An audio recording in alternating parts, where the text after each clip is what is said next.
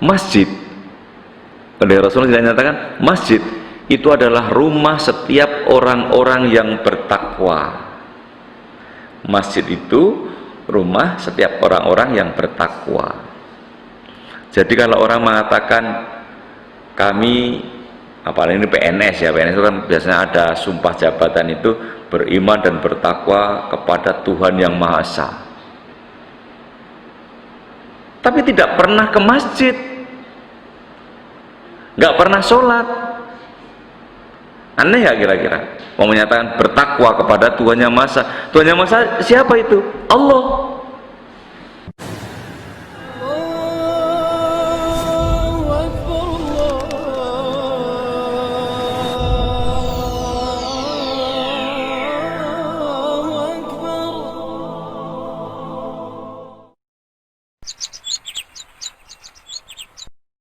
Bismillahirrahmanirrahim.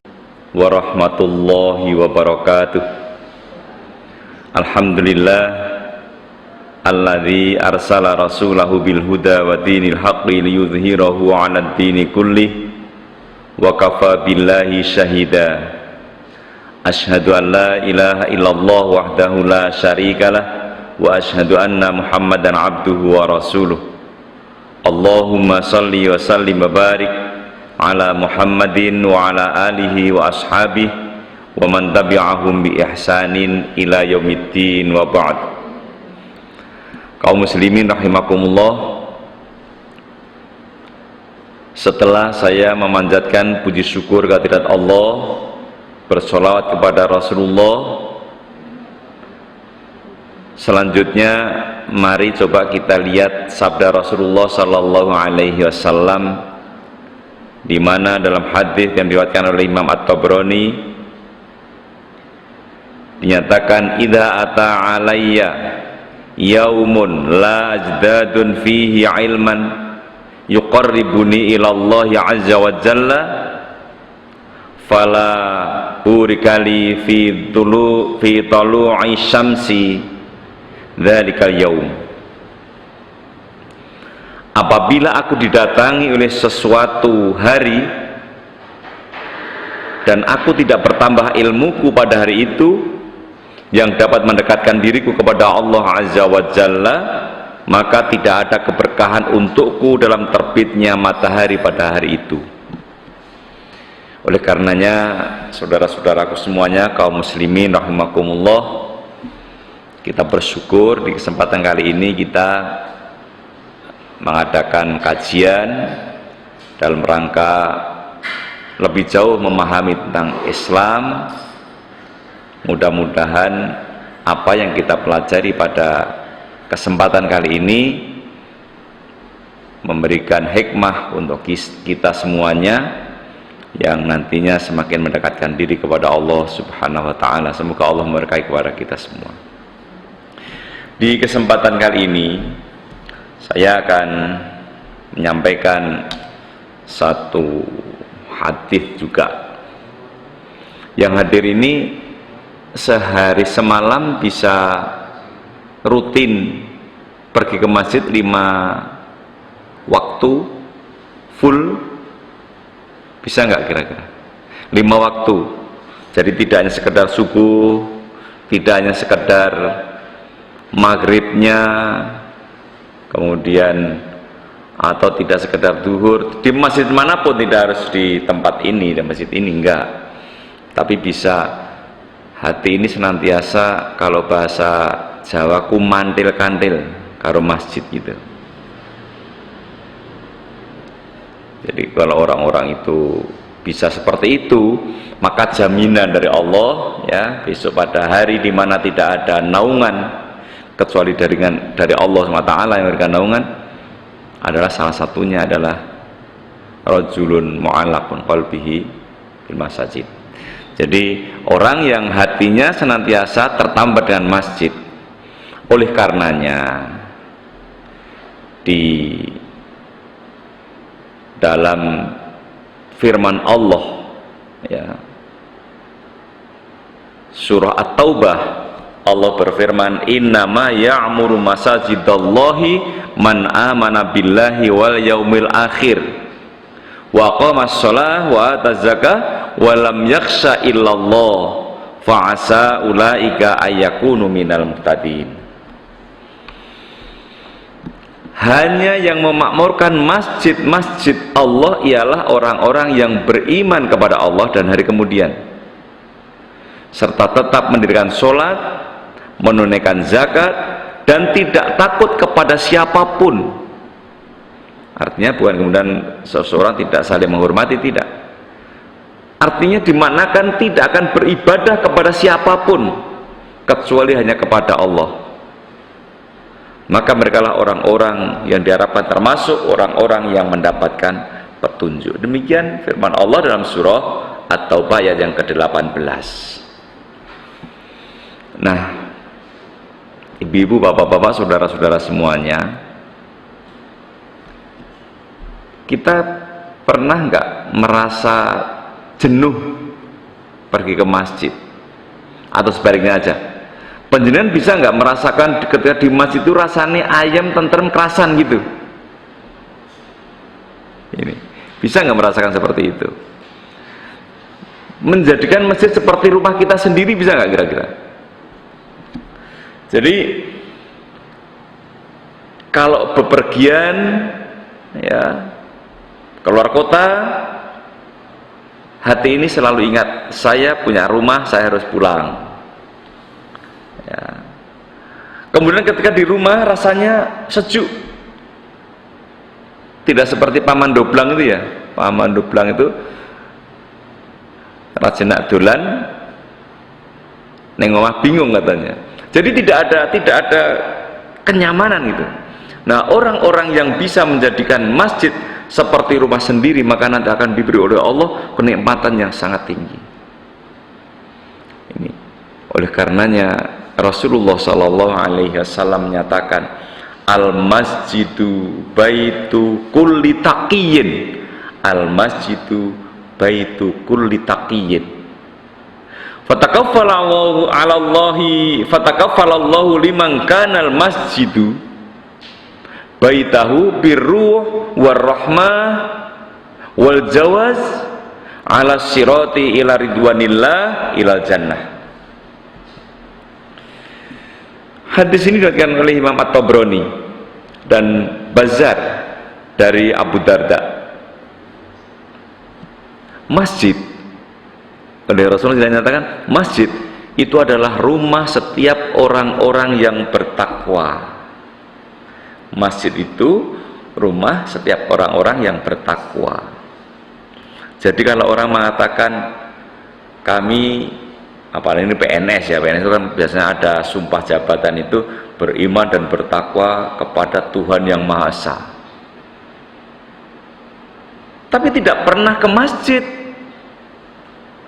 nggak pernah sholat. Aneh ya kira-kira? Mau menyatakan bertakwa kepada Tuhan yang Maha Esa. Tuhan yang Maha Esa siapa itu? Allah. Nah, masjid itu adalah rumah bagi orang-orang yang bertakwa. Allah memberi jaminan, Allah memberi jaminan kepada orang-orang yang menganggap masjid sebagaimana rumahnya sendiri, menjadikan masjid sebagaimana rumahnya sendiri, bahwa dia akan diberi oleh Allah ketenangan dan rahmat serta kemampuan untuk melintasi siratal mustaqim menuju keridhaan Allah, yakni surga. Kaum muslimin rahimakumullah, ibu-ibu, bapak-bapak yang hadir di sini, coba kita renungkan hadis ini, bahwa menjadikan menjadikan masjid seperti rumah sendiri bukan berarti ya secara total dimanakan sama antara masjid dengan rumah kita. Setrika di masjid, mencuci pakaian di masjid, masak di masjid, kemudian masjid total dipakai untuk tidur, kemudian apalagi, bukan seperti itu pokoknya. Tetapi pertama, paling tidak ada kesan bahwa orang-orang yang bertakwa tadi memakmurkan masjid, ketika di masjid rasanya tentram, kerasan. Kemudian kalau masjid sebagaimana rumah kita sendiri, bagaimana supaya masjid itu nyaman? Ya, nyaman.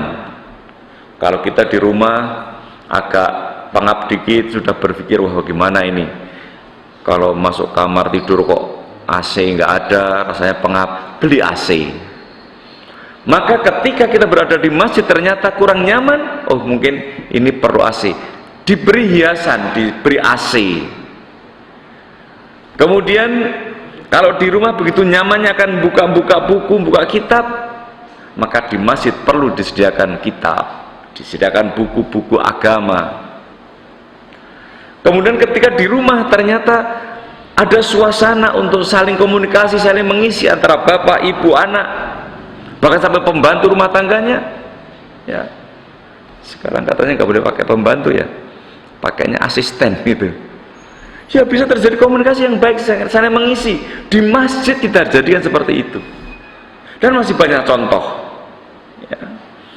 Jadi kalau kita menjadikan masjid seperti itu, ya seperti rumah kita sendiri, nyaman di dalamnya, maka dia akan diberi oleh Allah ketenangan hidup. Ketenangan hidup. Kemudian dirahmati oleh Allah, artinya apa? Disayangi oleh Allah. Kalau kita ingin disayang oleh Allah, rajin ke masjid. Ada nggak kita ini pergi ke masjid terpaksa? Kadang-kadang pergi ke masjid terpaksa. Terpaksa gimana? Karena dapat tamu, ya ada tamu, tamunya rajin ke masjid. Biasanya nggak terbiasa ke masjid. Begitu ada tamu dan waktu sholat kemudian, maaf, mari kita ke masjid dulu, ini sudah adzan. Waduh, biasanya kita tahunya masjid, kepeksa. Nah, tapi insya Allah yang hadir di sini nggak ada. Semua hati itu senantiasa tertambah dengan masjid. Ingat, ibu-ibu, bapak-bapak, saudara-saudara semuanya, bahwa afdhalus sholat sholatul rajuli fi baitihi siwal maktubah ini perlu kita pegangi. Sebaik-baik sholat bagi seorang laki-laki itu di rumahnya masing-masing, kecuali yang wajib. Artinya apa? Kalau kita sholat wajib, usahakan bisa ke masjid. Kalau di rumah gimana? Kepepete sholat neng omah, bukan malah kepepete ke masjid gitu ya. Ini kemudian diberi jaminan oleh Allah nanti bisa melintasi siratal mustaqim. Jadi melintasi siratal mustaqim. Siratal mustaqim sering dimanakan apa? Titian yang kecil sekali gitu, seperti rambut dibelah 7 gitu, landepnya 7 kali lipat dari alat syukur gitu, landep gitu. Oke, itu bisa dimanakan seperti itu. Tapi kalau boleh saya memanakan gini, siratal mustaqim itu jalan bypass, jalan tol. Nah, untuk bisa melintasi jalan tol tadi sudah barang tentu syarat-syaratnya harus dipenuhi gitu. Apa persyaratannya? Satu, ingat, jalan tol tidak boleh orang melewati dengan jalan kaki, bukan jalannya orang yang jalan kaki. Sepeda juga nggak boleh, sepeda motor nggak boleh. Artinya yang boleh melewati apa? Mobil. Mobil ada ketentuan, mobilnya bisa mempunyai kecepatan dalam batas-batas tertentu, sudah ditentukan itu. Mobil oke. Apa sudah cukup mobil? Enggak. Kita kan bisa melewati kalau membayar.